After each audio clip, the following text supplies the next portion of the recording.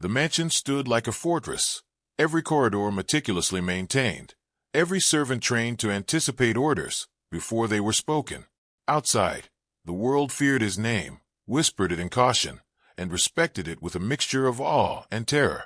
He was the Mafia boss, unyielding, calculating, and absolute in control.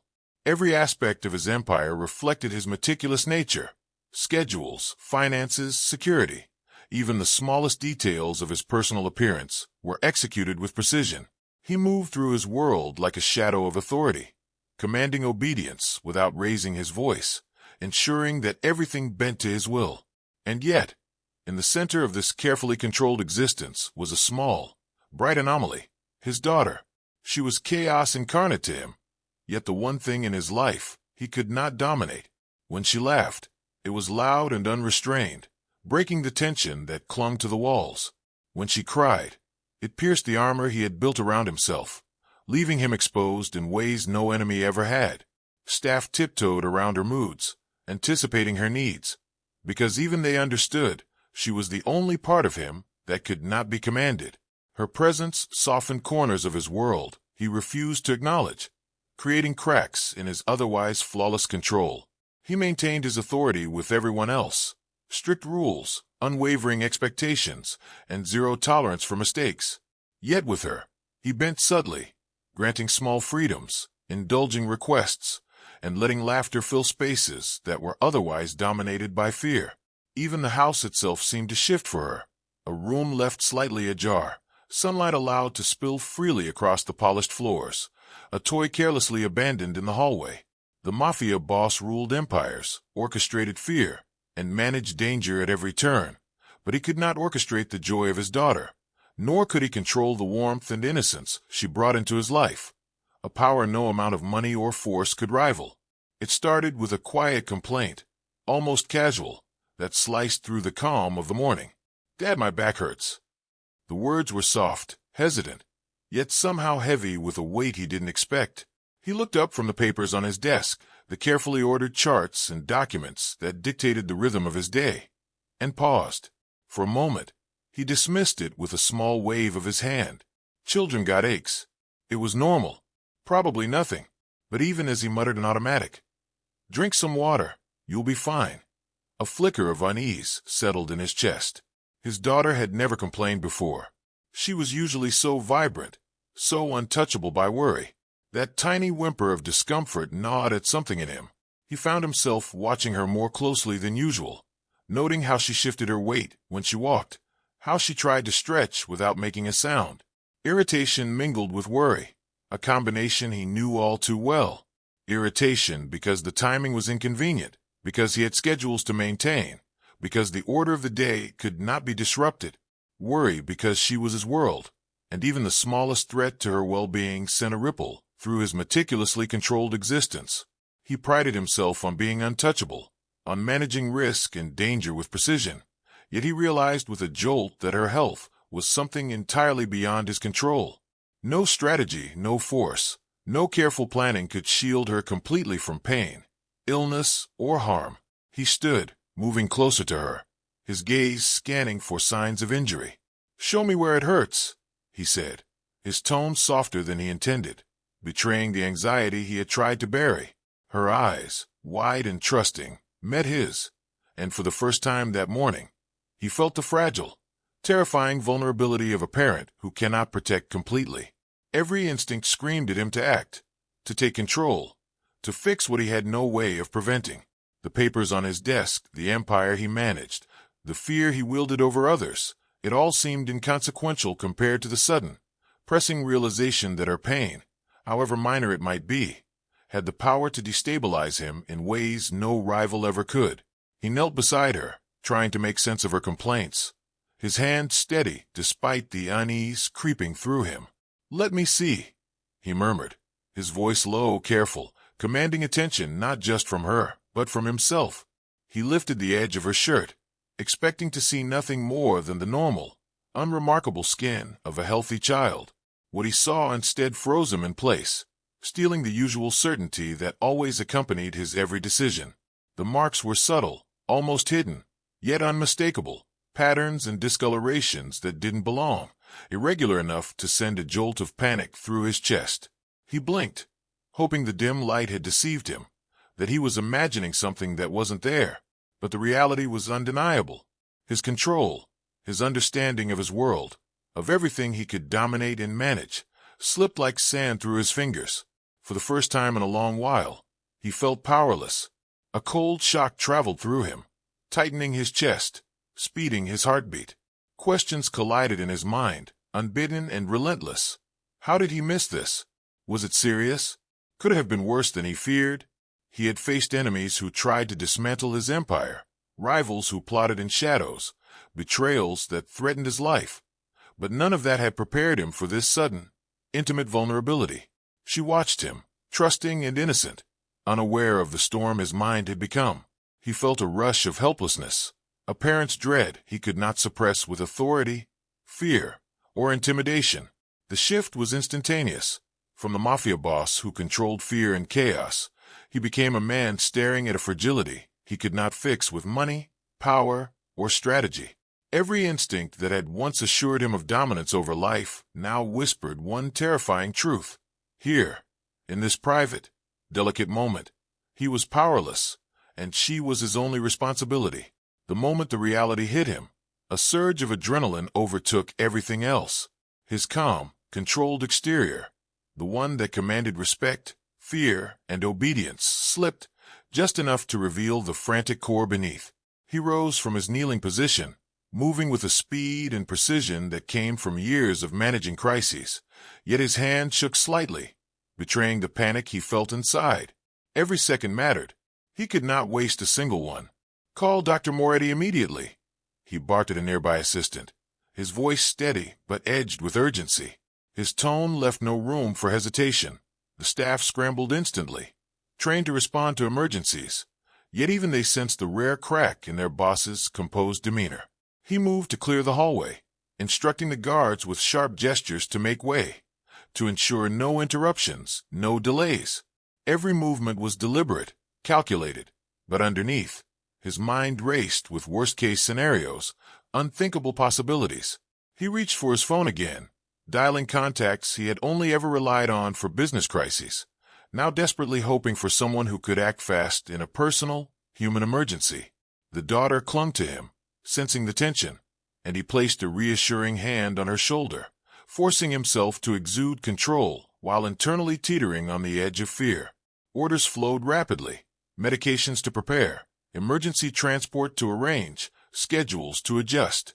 Yet with each decision, the chaos inside him intensified. He analyzed, prioritized, executed, but none of it was easy. Every step carried weight beyond normal risk. This was not about money, influence, or power. This was about her. Between breaths, he checked on her, eyes scanning for any sign of worsening. The fear of helplessness gnawed at him. He had managed empires, thwarted enemies, manipulated outcomes. Yet now he faced something that no strategy could fix instantly. The vulnerability of a child, her trust placed entirely in him, left him raw and exposed. Even as the staff executed his commands flawlessly, even as the doctor's arrival was being coordinated, he could not shake the gnawing dread. His mind raced with everything that could go wrong, every second stretching longer than it should, every heartbeat a reminder that this moment demanded more than authority. It demanded courage, clarity, and the rarest form of power he had ever known, pure, unshielded care. As he paced the room, the adrenaline still coursing through him, flashes of memory assaulted his mind like unwelcome intruders. He saw moments he had dismissed too easily. The way she sometimes flinched when he raised his voice, the subtle hesitation in her steps, the small winces he had chalked up to fatigue or clumsiness. Each image pressed heavily on him now, a reminder of the times he had been too absorbed in power, in strategy, in control, to notice the fragile human being who depended entirely on him. His mind replayed days when he had brushed off complaints as trivial, telling himself that nothing could go wrong under his watch. He remembered glancing at her too quickly in passing, missing the subtle signals of discomfort, and focusing instead on meetings, threats, and empire management. He had convinced himself that keeping control over everything was enough, that the outside world demanded vigilance, that his daughter's well-being was secure simply because he existed. Now, he realized how fragile that illusion had been. Guilt mingled with fear, a bitter, twisting cocktail. He berated himself silently, the words harsh and relentless. How could I have missed this? I should have known. I should have noticed sooner. His chest tightened as the weight of responsibility pressed down harder than any enemy ever had. Power, influence, wealth. It all seemed meaningless compared to the raw vulnerability of her small body and trusting eyes. For the first time in years, he confronted the limitations of his authority. He could intimidate rivals, manipulate outcomes, even bend the world to his will. But he could not undo negligence, could not erase the moments he had missed. Each flashback fueled a desperate urgency to act, to make things right before it was too late, and to protect her in ways that no amount of control or fear could ever guarantee.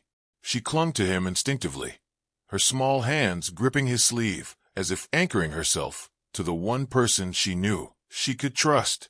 Her eyes, wide and shimmering with worry, darted around the room, taking in the hurried movements of the staff, the tense faces, the quiet urgency that filled every corner. She didn't understand the full scope of what was happening, how serious it could be, how deeply her father's reaction revealed the fragility of the world she usually thought was impenetrable. All she knew was that her back hurt, and now everything felt overwhelming. "Daddy, it really hurts," she murmured, her voice small, trembling, barely audible over the chaos of instructions and hurried footsteps. She tried to explain in the way a child could, gesturing, shifting, pointing to where it hurt, but words fell short. The explanations were incomplete, disjointed, and yet entirely sincere, her innocence laying bare the vulnerability that no one in his life had ever exposed before. Her trust was absolute, unwavering.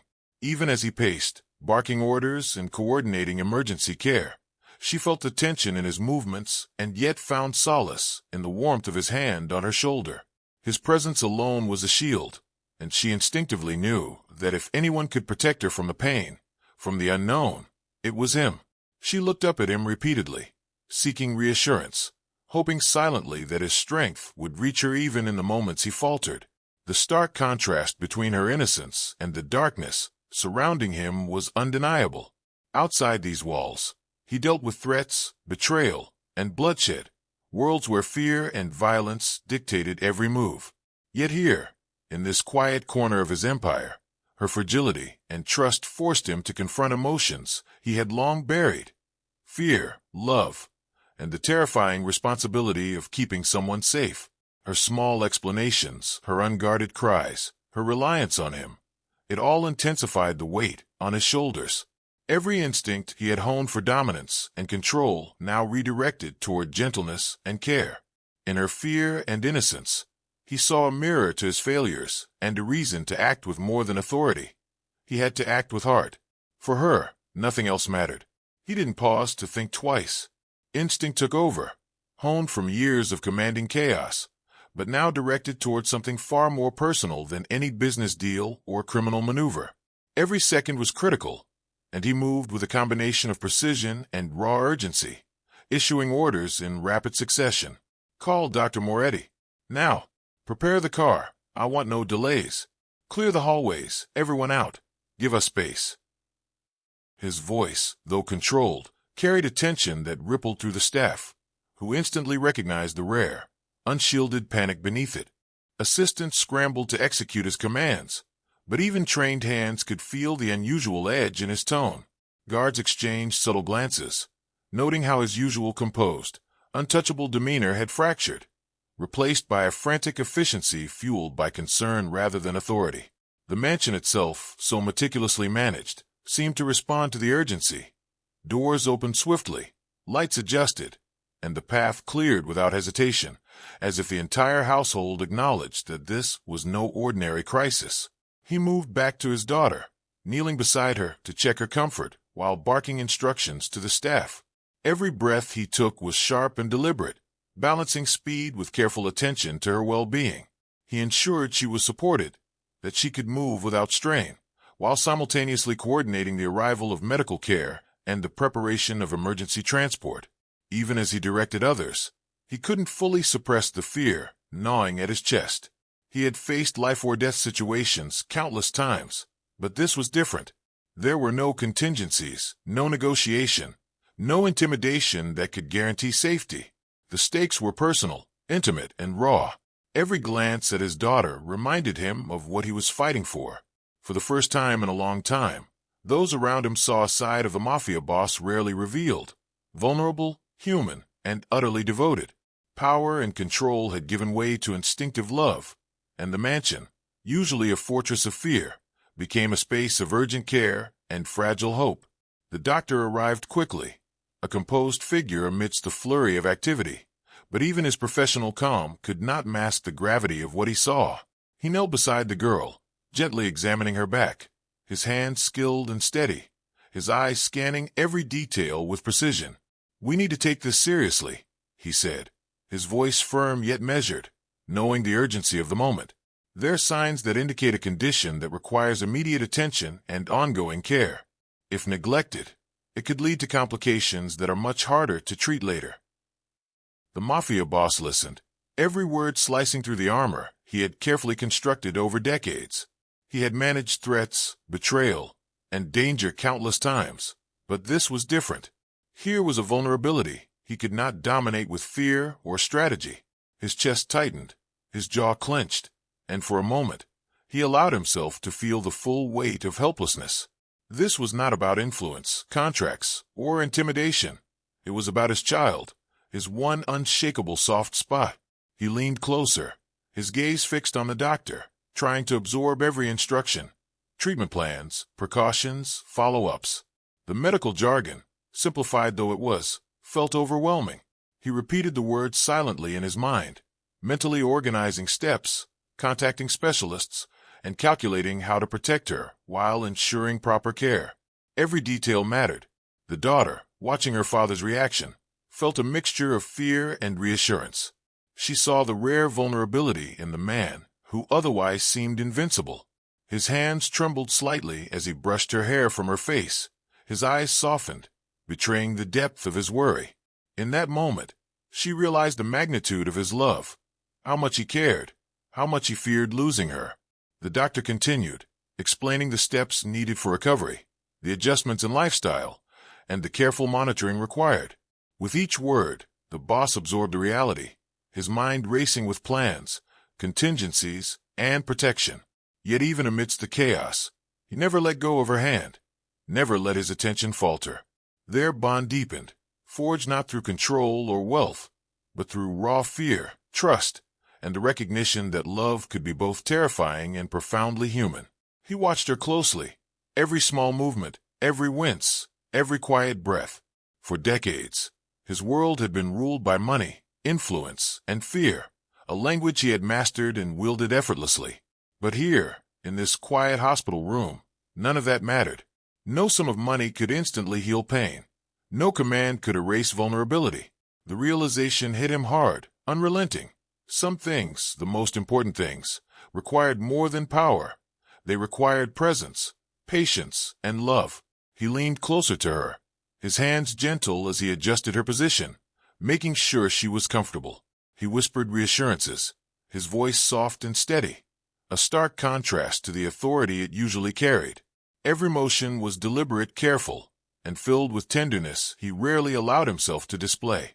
In those moments, he was not the Mafia boss, the feared strategist, the man who could topple rivals with a single word. He was simply a father, utterly devoted to his child's well-being. Staff and aides, accustomed to his unflinching control and commanding presence, noticed the change immediately. They watched him fuss over small details, linger at her bedside, and speak quietly to her in a way they had never witnessed before. His vulnerability was raw, authentic, and magnetic, drawing quiet respect and a subtle awe from those around him. For the first time, they saw him not as an untouchable figure of power, but as a human being whose love could move mountains and whose concern could pierce even the toughest exterior. He didn't hand out instructions or issue orders. He listened, observed, and acted with an attentiveness born purely of care. Every glance at her, every subtle gesture, was proof that some battles could not be won with money, intimidation, or strategy. Protection, he realized, often required something far more powerful: emotional investment, unwavering attention, and a willingness to reveal the heart hidden beneath the armor. For her, he was willing to do all of that and more. He sat beside her hospital bed, the steady beep of machines and the sterile smell of disinfectant pressing in around him. Yet all of it faded into the background. In that quiet space, he confronted something he had spent years burying beneath: control, intimidation, and absolute authority: fear. Real, unfiltered fear. Fear not for his empire, not for his enemies, but for her, his daughter. The thought of losing her tightened his chest, constricted his breath, and left a hollowness that no amount of power had ever produced. I can't protect her from everything. I can't fix this with money. I can't control it with threats. Nothing I've built matters compared to her well-being, he thought, each internal whisper a harsh judgment on himself. He prided himself on mastery over life, on bending situations to his will, yet here was proof that some things were beyond control. The vulnerability it forced upon him was terrifying. He had always defined strength as dominance, as unflinching resolve, but now he understood that strength could also be measured by the courage to care, to admit helplessness, and to act despite fear. His gaze fell on her small, trusting face, and his heart tightened further. I can't lose her. Not now, not ever. Every instinct that had once driven him to command, to intimidate, to manipulate outcomes, collided with the new, raw force: paternal love.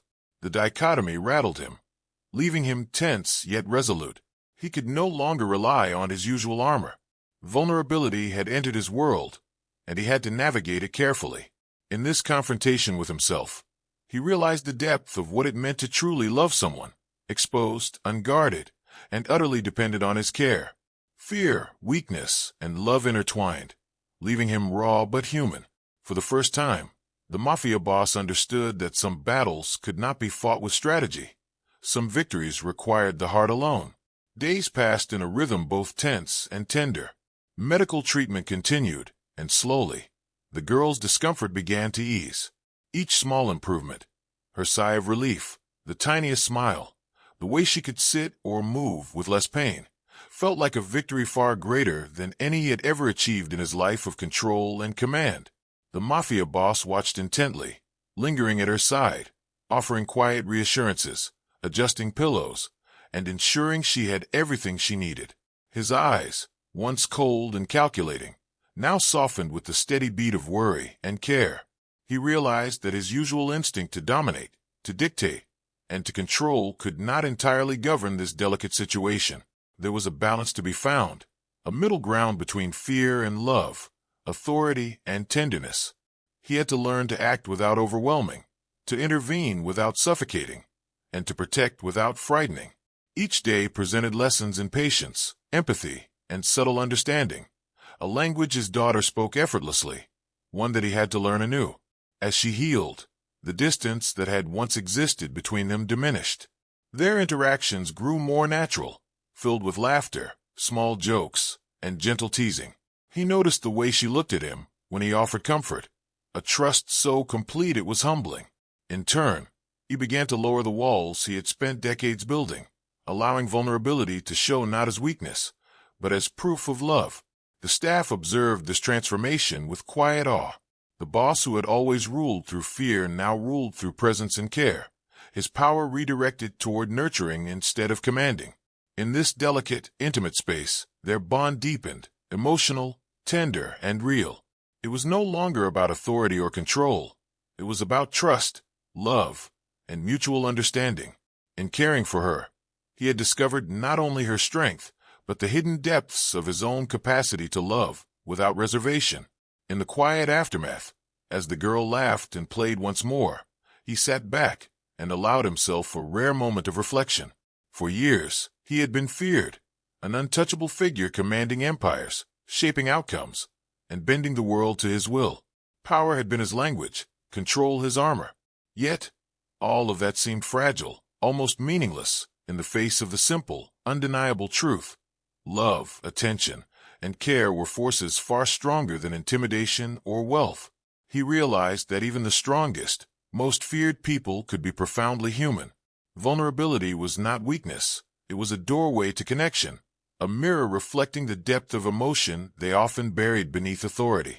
The smallest signs, a complaint, a flinch, a look of discomfort, carried a weight that no empire could match, a significance that demanded recognition and response.